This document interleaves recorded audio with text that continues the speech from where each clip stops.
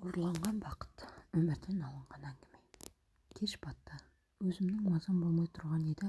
Әпкем маған: сен ұйықтай бер, сағат 2-де өзім оятам деді.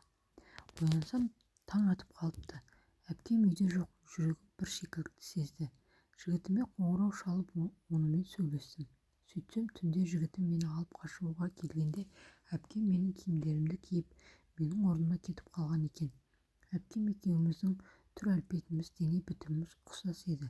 Жігітім келіншек мен емес, әпкем екенін тек бет ашардан кейін ғана біліпті.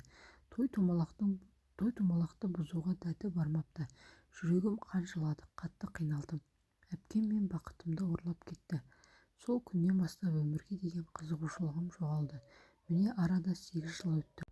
Осы уақыт ішінде әпкем Нағимамен де, бұрынғы сүйіктім Ердәулетпен де сөз алмаспадым. Ол екеуі бір шаңырақтың астында 5 жыл өмір сүрді. Ортақ бір ұл, бір қыздары бар. Бірақ олар айырылысып кеткен. Әпкем одан кейін басқа кісіге тұрмысқа шықты. Ал мен әлі жалғызбасты қызбын. Басқа жігіттермен араласуға да ниетім жоқ.